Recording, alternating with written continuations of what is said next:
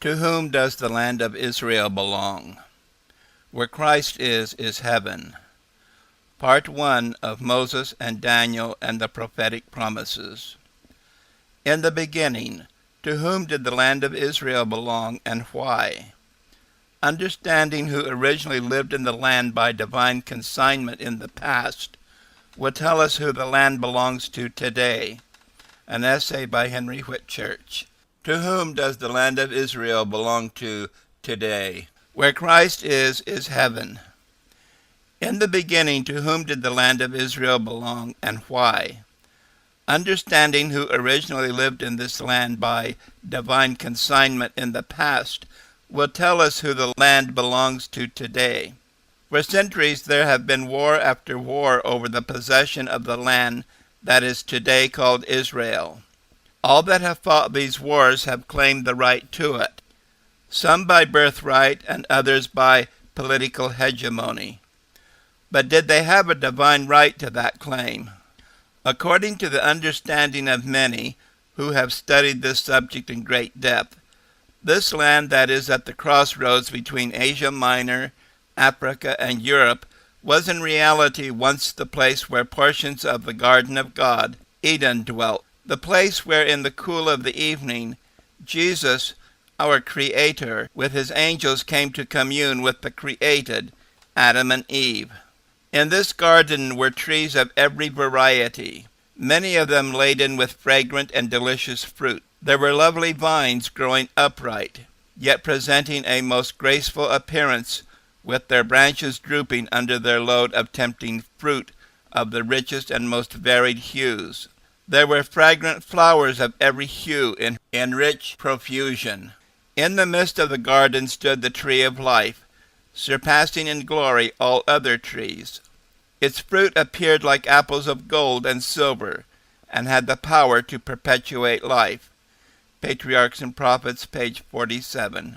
Even though there was all this loveliness and beauty, it was the Creator's presence that made the difference.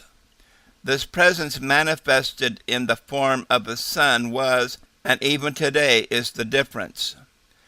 This was heaven on earth because he, the anointed of the Father, Emmanuel, God with us, was there.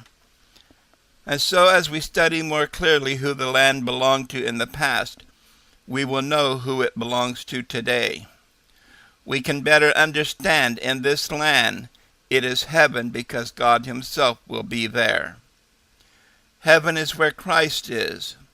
Heaven would not be heaven to those who love Christ if he were not there. Are we individually forming characters that will meet for the society of Christ and the heavenly angels? Review and Herald, October 19, 1897.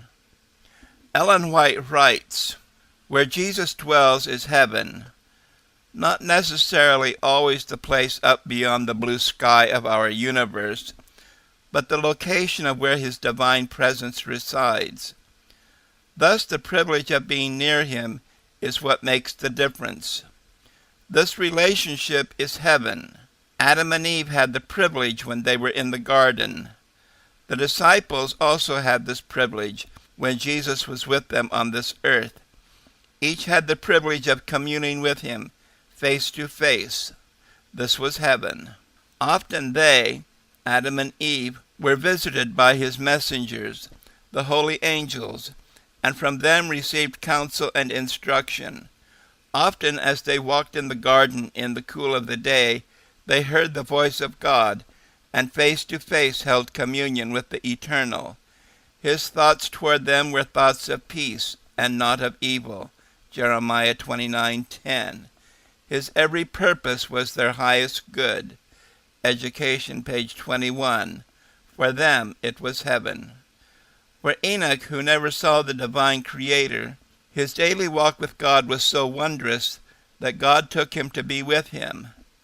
And Enoch lived 65 years and begat Methuselah.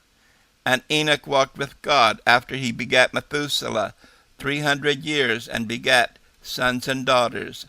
And all the days of Enoch were 365 years. And Enoch walked with God, and he was not, for God took him. Genesis 5:21-24. Ellen White writes, Enoch, we read, walked with God 300 years. That was a long time to be in communion with him. He communed with God because it was agreeable to him, and he loved the society of God. From Conflict and Courage, page 29.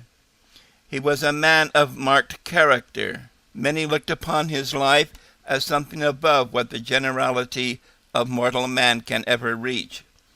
But Enoch's life and character represent what the lives and characters of all must be, if, like Enoch, they are subjects to be translated when Christ shall come. His life was what the life of every individual may be if he connects with God. We should remember that Enoch was surrounded with influences so depraved that God brought a flood of waters on the world to destroy its inhabitants for their corruption. Also Conflict and Courage, page 29. Writing of Moses, she noted, From the experience of Moses we may see what intimate communion with the Most High it is man's privilege to enjoy. After Israel had shown such great dishonor to God by worshiping the golden calf, Moses pleaded with God in their behalf. The Lord read the sincerity and unselfish purpose in the heart of his servant, and communed with him face to face, as a man speaketh unto his friend. Signs of the Times, January 29, 1902. Moses, who was much in prayer, was known as the meekest man on the face of the earth. For his meekness and humility he was honored of God, and he discharged with fidelity the high, noble, and sacred responsibilities entrusted to him. While leading the children of Israel through the wilderness again and again, it seemed they must be exterminated on the account of their murmurings and rebellion. But Moses went to the true source of power. He laid the case before the Lord. He knew that Israel had provoked divine wrath and were deserving of punishment, but he could not bear the thought of their being rejected by God. Signs of the Times, August 14, 1888. Adam, submitting to Eve's suggestion to eat of the fruit, and caused him and her to lose this privilege of this association, and so they were cast out of the garden of God, the land, because their newly acquired nature, formed by the eating of the forbidden fruit, was not in harmony with the righteous nature or character of God. God and Adam were now unequally yoked in thought and intent, and could no longer abide in each other's presence. The light of God's presence would blot out the creature, and the creature would be blinded by the heavenly presence. The man could no longer stand in the divine presence. The holy and righteous and the good drives away the unholy, unjust, and wicked. This was exemplified in the brightness of Moses' face when he spent 40 days on the mount in the presence of God. When he came down, because of the reflective glory of God, Aaron and the Israelites could not look upon the brightness of his face. The brightness of God's glory caused them great pain. And it came to pass, when Moses came down from Mount Sinai with 2 tables of testimony in Moses' hand, when he came down from the mount, that Moses wist not that the skin of his face shone while he talked with him. And when Aaron and all the children of Israel saw Moses, behold, the skin of his face shone, and they were afraid to come nigh him. Exodus 34:29 and 30. It was by disobedience to the just command of God that Satan and his host had fallen. How important then that Adam and Eve should honor that law by which alone it was possible for order and equity to be maintained. The law of God is as sacred as God himself. It is a revelation of his will, a transcript of his character, the expression of divine love and wisdom. The harmony of creation depends upon the perfect conformity of all beings, of everything, animate and inanimate, to the law of the Creator. God had ordained laws for the government, not only of living beings, but all the operations of nature. Everything is under fixed laws, which cannot be disregarded. But while everything in nature is governed by natural laws, man alone of all that inhabits the earth is amenable to moral law.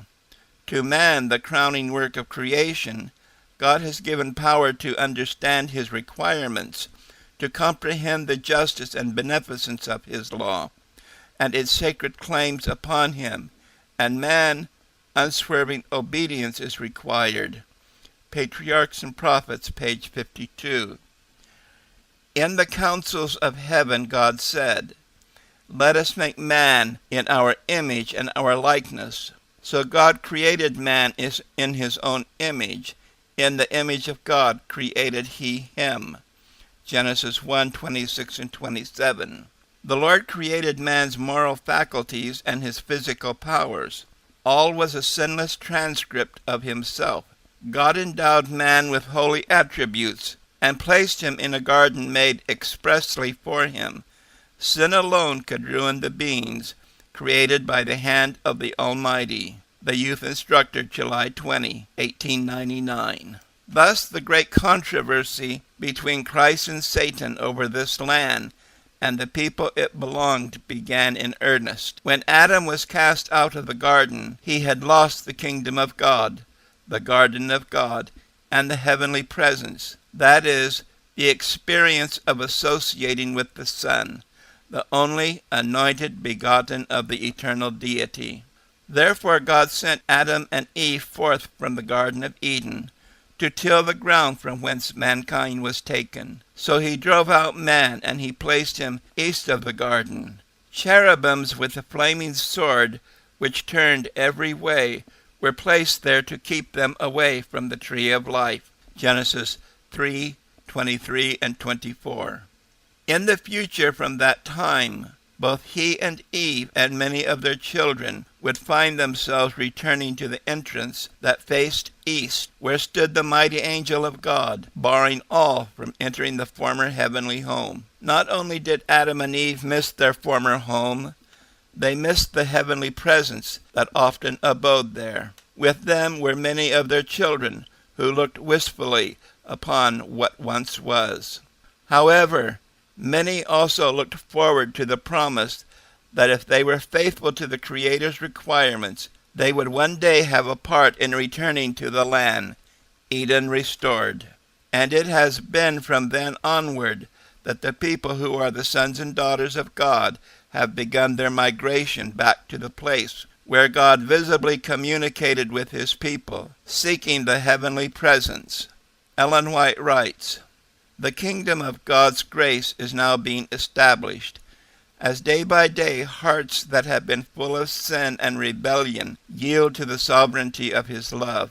But the establishment of the kingdom of his glory will not take place until the second coming of Christ to this world. The kingdom and dominion and the greatness of that kingdom under the whole heaven is to be given to the people of the saints of the Most High." Daniel 7:27. "They shall inherit the king prepared for them from the foundation of the world." Matthew 25:34. "And Christ will take to himself his great power and will reign." Thoughts from the Mount of Blessings, page 108. "When the fruit is brought forth immediately, he putteth in the sickle, because the harvest is come." Christ is waiting with longing desire for the manifestation of himself in his church. When the character of Christ shall be perfectly reproduced in his people, then he will come to claim them as his own. Christ Object Lessons, page 69. Among the lessons we are learning in this study is reconciliation and restoration with God is the key to the return to his land, and the word east takes the suggestive meaning of being outside of God's presence. East is the turf of another ruler, the enemy of righteousness, Genesis 3:24. That to return to God's land and enjoy his presence is to turn west. facing him, renouncing the traditions of this world for the things of his world. When Abraham, the friend of God, left Ur of the Chaldees, he traveled from the east, traveling the northwestern Euphrates River route, heading west to Haran, then south to the land God gave him. When the tabernacle in the wilderness was built, the entrance to the sanctuary was designed to face the east, and as the repentant entered by facing west, he was making a commitment to put away the things represented by the east, the traditions of this world. This now brings us to the question of the people residing in the land today. The 5 million or so who call themselves Israelis, and the several million who call themselves Palestinians. Are these people currently living there, the professed people of God, having made reconciliation with him and put on the robe of righteousness? Or are they an impostor? To rephrase this question, are the people who call themselves Jews, especially living in the land of Israel today, a complete fulfillment of the prophecies that teach restoration of the promises made to ancient Israel? A restoration that is based upon the law of return. If you love me, keep my commandments. Moses, speaking to Israel, recorded in Deuteronomy 4, says, Now then, hearken, O Israel, unto the statutes and unto the judgments which I teach you, for to do them that you may live and go in peace, and go in and possess the land which Jehovah God. Now therefore hearken, O Israel, unto the statutes and unto the judgments which I teach you, for to do them that you may live and go in and possess the land which Jehovah God of your fathers giveth you. You shall not add unto the word which I command you, neither shall you diminish aught from it, that you may keep the commandments of Jehovah your God, which I command you. Your eyes have seen what Jehovah did because of Baalpeor. For all that the men that followed Baalpeor, Jehovah thy God hath destroyed them from among you. But ye that did cleave unto Jehovah your God are alive, every one of you this day. Behold, I have taught you statutes and judgments, even as Jehovah my God commandeth me, that ye may do so in the land whither ye go to possess it. Keep therefore and do them, for this is your wisdom and your understanding in the sight of the nations, which shall hear all these statutes and say, Surely this great nation is a wise and understanding people. For what nation is there so great, who hath God so nigh unto them, as Jehovah our God is in all things that we call upon him for? And what nation is there so great, that hath statutes and judgments so righteous as all this law, which I set before you this day? Only take heed to thyself, and keep thy soul diligently, lest thou forget the things which thine eyes have seen, and lest thou depart from thy heart all the days of thy life.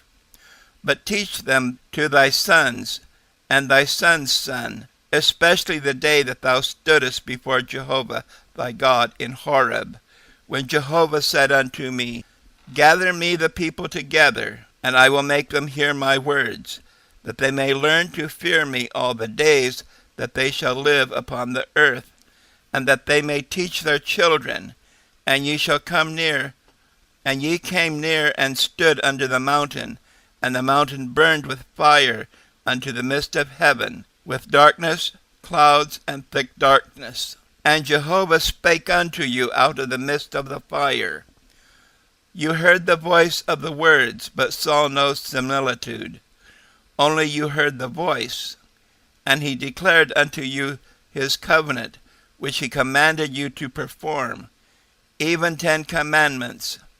And he wrote them upon 2 tables of stone. And Jehovah commanded me at that time to teach you statutes and judgments, that ye might do them in the land whither ye go over to possess it.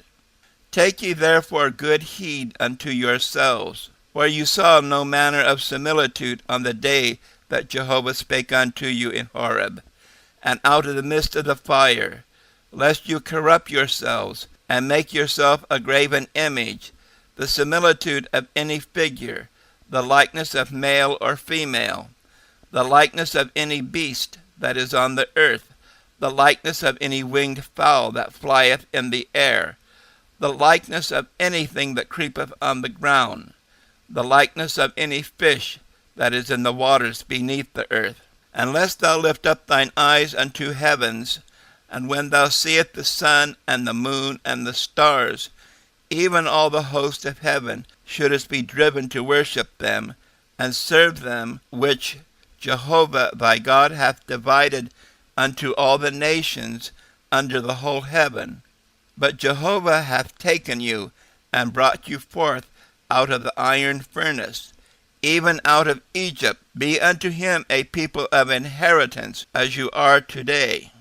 Furthermore, Jehovah was angry with me for your sakes, and sware that I should not go over Jordan, and that I should not go into the good land which Jehovah thy God giveth thee for inheritance. But I must die in this land. I must not go over Jordan, but ye shall go over and possess that good land. Take heed unto yourselves, lest you forget the covenant of Jehovah your God, which he made with you, and make you a graven image, or the likeness of anything which Jehovah thy God hath forbidden thee. For Jehovah thy God is a consuming fire, even a jealous God. When thou shalt beget children and children's children, and ye shall have remained long in the land, and shall corrupt yourselves, and make graven images, or the likeness of anything, and shall do evil in the sight of Jehovah thy God, to provoke him to anger, I call upon heaven and earth to witness against you this day, that ye shall soon utterly perish from off the land, whereunto you go over Jordan to possess it. Ye shall not prolong your days upon it, but shall utterly be destroyed. And Jehovah shall scatter you among the nations, and ye shall be left few in number among the heathen, whither Jehovah shall lead you. And there ye shall serve gods, the work of men's hands, wood and stone, which neither see, nor hear, nor eat, nor smell. But if from thence thou shalt seek Jehovah thy God, thou shalt find him. And if thou seek him with all thy heart and with all thy soul, when thou art in tribulation, and all these things are come upon thee, even in the latter days, if thou turn to Jehovah thy God, and shall be obedient unto his voice, for Jehovah thy God is a merciful God, he will not forsake thee, neither destroy thee, nor forget the covenant of thy fathers which he sware unto them. For ask now of the days that are past, which were before thee, since the days that God created man upon the earth, and ask from the one side of the heaven unto the other, whether there hath been any such thing as this great thing is, or hath been heard like it. Did ever the people hear the voice of God speaking out of the midst of the fire, as thou hast heard, and live? Or hath God essayed to go and take him a nation from the midst of another nation, by temptations, by signs, and by wonders, and by war, and by a mighty hand, and by a stretched out arm, and by the great terrors, according to all that Jehovah your God did for you in Egypt before your eyes? Unto thee it was showed, that thou mightest know that Jehovah, he is God, there is none else beside him. Out of heaven he made thee to hear his voice, that he might instruct thee. And upon the earth he showed thee his great fire, and thou heardest his words out of the midst of the fire. And because he loved thy fathers, therefore he chose their seed after them, and brought thee out in sight with his mighty power out of Egypt, to drive out nations from before thee, greater and mightier than thou art, to bring thee in, to give thee their land for an inheritance, as it is this day. Know therefore this day, and consider it in thine heart, that Jehovah, he is God in heaven above, and upon the earth beneath. there is none. Thou shalt keep therefore his statutes and his commandments, which I command thee this day, that it may go well with thee, and with thy children after thee, that thou mayest prolong thy days upon the earth, which Jehovah thy God giveth thee forever. Deuteronomy 4, verses 1 through 40. The principles of being restored in the garden of God, the land of promise, that which was given to the ancient patriarchs and to their seed. Jesus taught the disciples in that day, If you keep my commandments, ye shall abide in my love, even as I have kept my Father's commandments and abide in his love. John 15:10. These are the terms given to those who shall dwell in the land, the garden of God, when it is restored, and this is the method God is using for those who choose to follow him.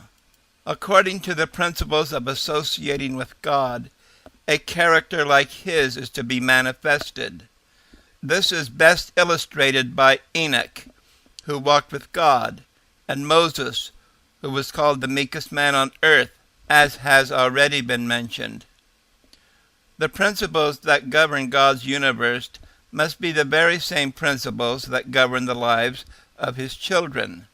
This is the principle: the love of obedience, love for God, and love for the fellow man. Deuteronomy chapter 6, verse 5, chapter 10, verses 12 to 20, Matthew 22, 37 to 40, John 15:10. The love for the fellow man is based upon love for oneself, and how the fellow man is treated reveals the amount of love one has for oneself. God made a covenant with mankind. This covenant taught obedience to his principles of governance, which meant life, and that disobedience to these principles meant death. Death meant permanent separation from the companionship with God, to be blotted out. This principle of love is the requirement or condition for all who would associate with Christ in his universal kingdom. A kingdom based upon the principle of love, love for one another, love that is demonstrated through sacrifice. Luke 10:25 to 33, John 3:16. The reason for the loss of the land. And Jehovah God took the man and put him in the Garden of Eden to dress it and to keep it.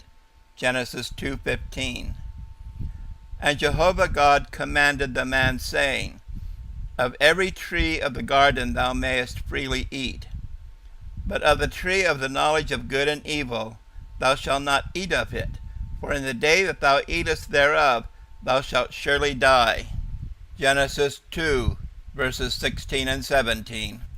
And he, Jehovah, said to him, Who told thee that thou wast naked?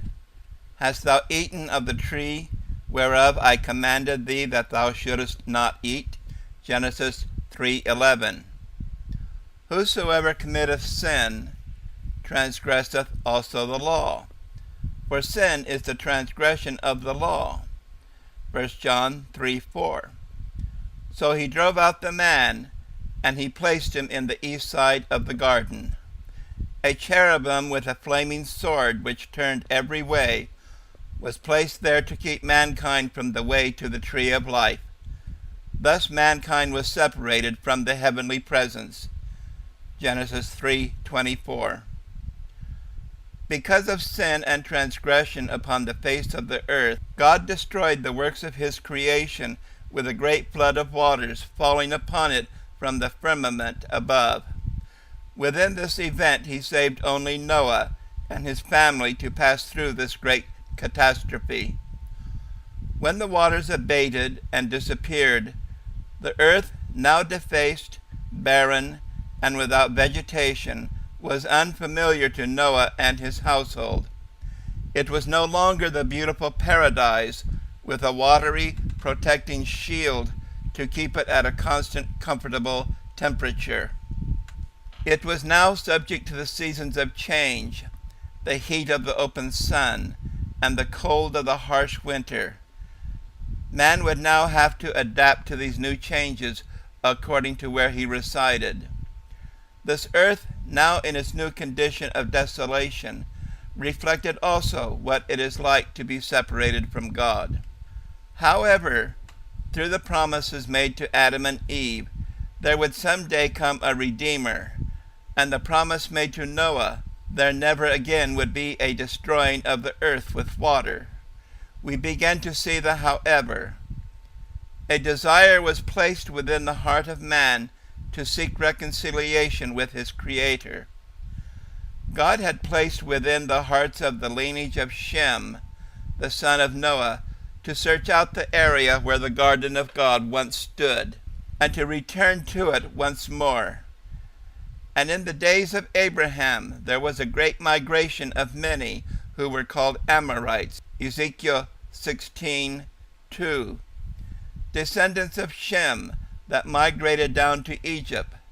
These people were called Abiru or Habiru, Hebrew, meaning foreigner or sojourner. Today, the followers of Jehovah, our Savior and Redeemer, as they passed through this weary land. Among these was Abraham, who had been living in the city of Ur of the Chaldeans, Genesis chapter 11 and 12.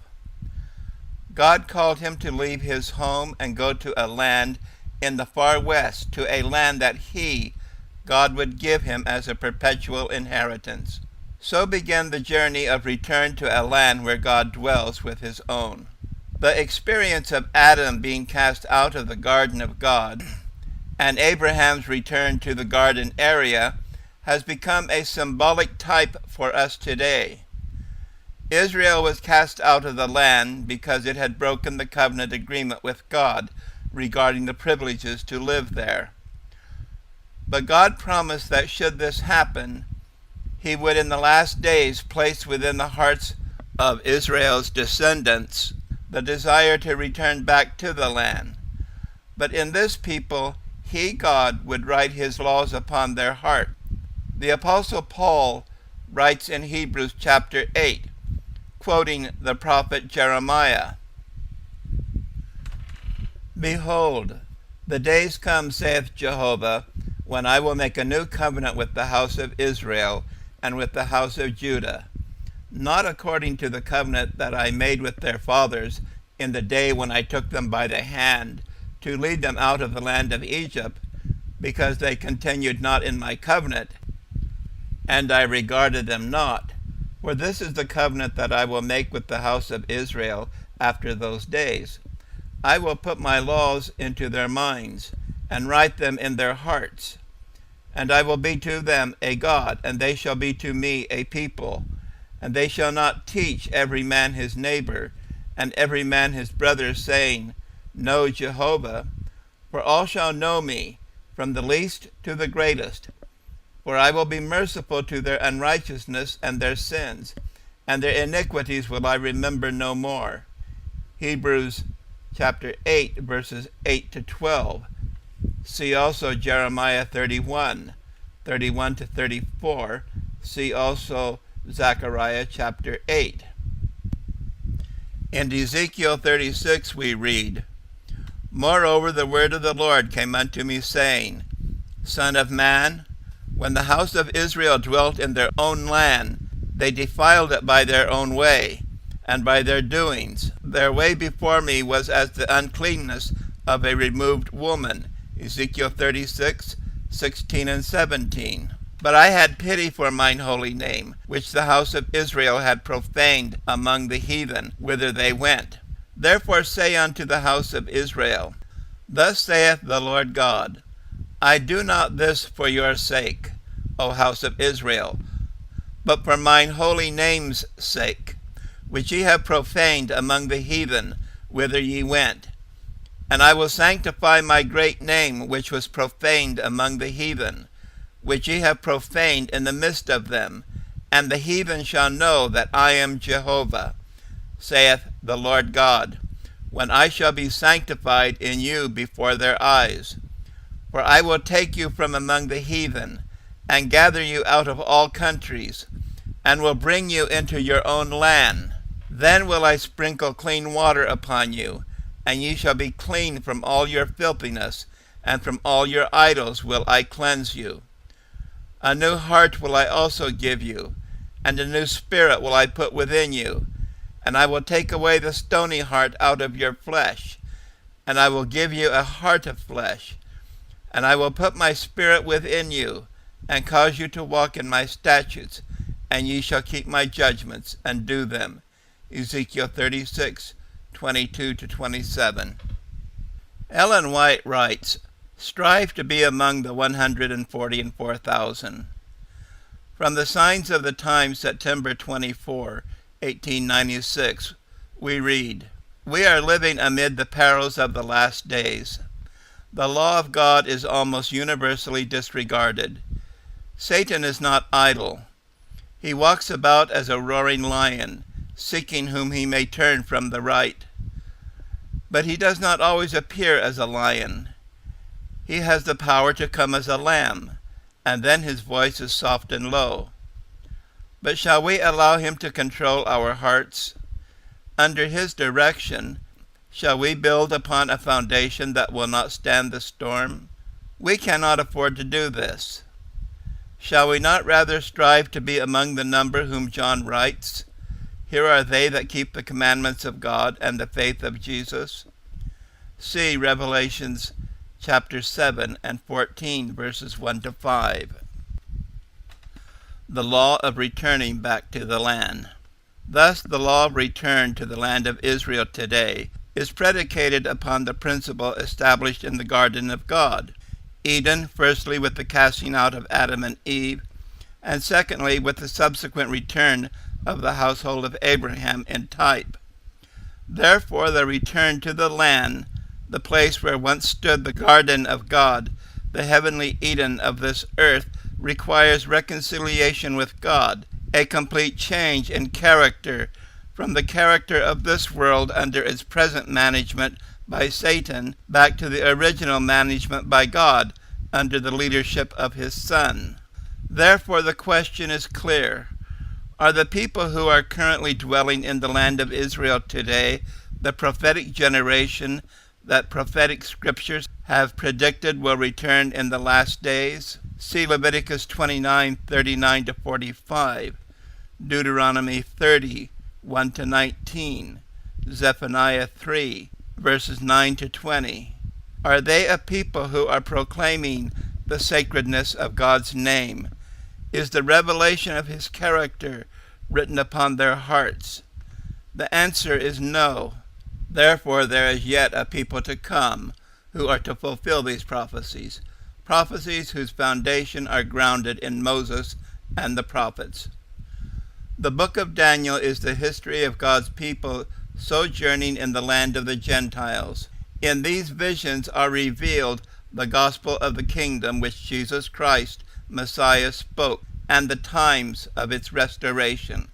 And Jesus, speaking to his disciples, said, "And when ye shall see Jerusalem compassed with armies, then know that the desolation thereof is nigh.